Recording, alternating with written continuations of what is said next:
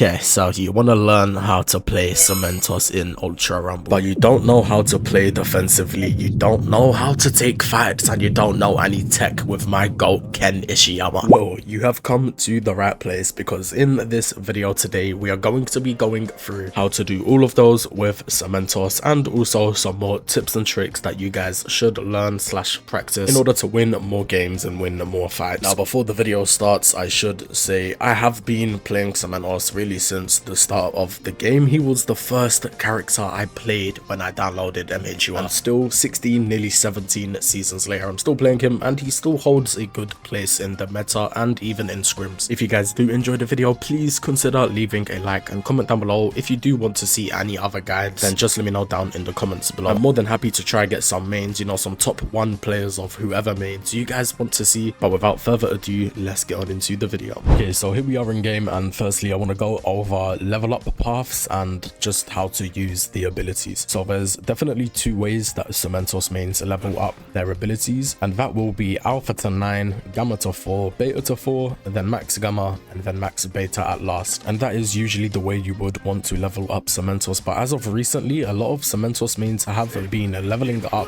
their alpha still to 9, of course, because the alpha is the most important ability. It gives you high, it does damage, it creates like defensive areas. Don't need to explain that to you guys. You guys already know how that works. Another way to level up Cementoss, what you would want to do after leveling up your alpha to max level is by getting your beta straight to level 9 as well. Now, I know that sounds really weird, and you guys are probably thinking, Taz, like, why would you do that when you need your gamma to at least level 4? And we're gonna get on into why in just a second, but I do want to talk about the beta ability. And Cementoss's beta is one of the most underrated and underestimated abilities in mhur. 99% of players don't know what to do when there's a level 9 beta in their face or coming towards them. Even if they roll, it doesn't matter. If you end a beta by pushing the walls out to either side, there is again a 99% chance that they aren't going to be able to roll away, and even if they roll to the side, they're still going to get hit by the end of the beta. Another thing about the beta that I want to talk about is this like structure here. For some reason, a lot of people don't know how to do this, especially in my short that I uploaded about Cementoss. A lot of people were asking me to show how to do this beta, so you guys can skip forward like 20 seconds because you guys probably already know this information. But if you don't know this information, if you tap beta and hold nothing else, your wall is going to be going straight forward and do nothing else. But after you click beta, if you hold down either left or right, or if you're on keyboard A or D, your wall will go to the side. What's really cool about this ability is that they've changed it as of I think it was 2 seasons ago. They changed how the beta works, so you can now actually bring it backwards, creating, as you can see here,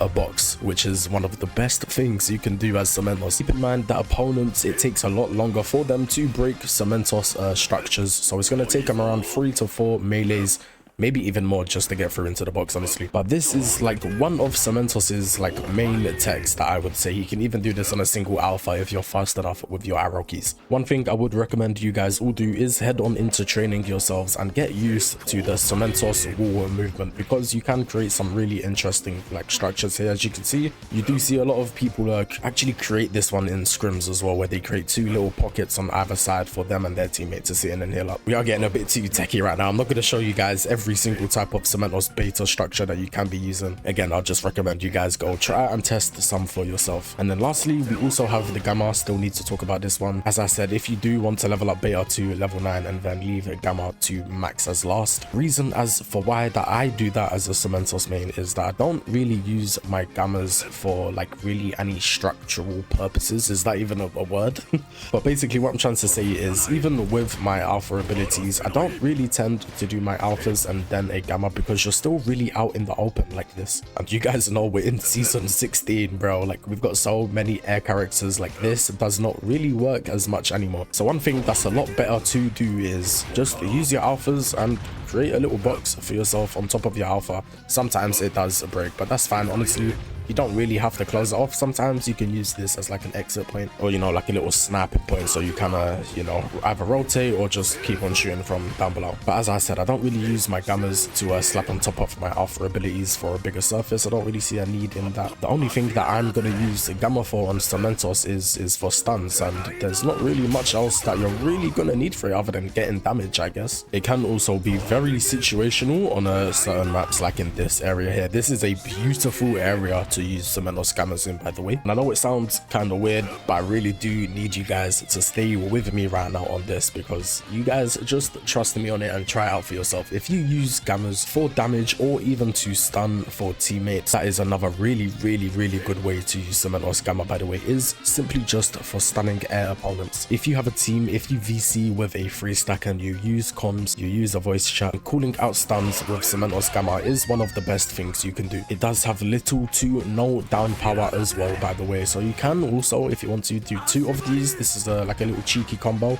Kind of hard to do it on a GP and especially 0 pick bots, but there you go, there's the combo. Look how much damage she's on, by the way. And since we're talking about combos, let's get on into a couple now. There are a few optimal combos for Cementoss, like even just Gamma Triple Alpha, and I do feel like everyone already knows the Gamma Triple Alpha. Probably can't do it on bots. It's going to be really hard to showcase it on bots, but if you are a Cementoss main, or if you haven't played the Cementoss, you can trust me on it, you can do Gamma 3 Alphas. Just go watch a few gameplay videos and you will see. There is one more other combo for Cementoss that I do think is optimal, but this is like 100% very situational. And this is if you are on the ground level with your opponent, you can stun them with a Gamma, making it go through them, do a beta, and then an Alpha 2. If you're lucky, you're gonna get the double hit on the Alpha as well when the projectile and the block hits at the same time, like you can see there. If there is one thing I would say practice on with Cementoss, is to just practice your Alpha juggling. Basically, it's not that hard, honestly. You can just do it like that. Basically, one thing I would say to practice on Cementoss is your Alpha juggling, and this is quite easy to do, especially on bots. I think you can honestly do it 4 times. He didn't go into iframes though on the 3rd one. I don't know, bots are glitchy though. And yeah, that is pretty much it for combos. If you guys do have any other combos you would like to add in, just let me know down in the comments below. And lastly, to talk about, I guess, is how to take fights and how to defend yourself. I've really spoken how to defend yourself with the beta. How to take fights most of the time, if you're in an open area like this, you definitely do want to get high on your opponent, but this is like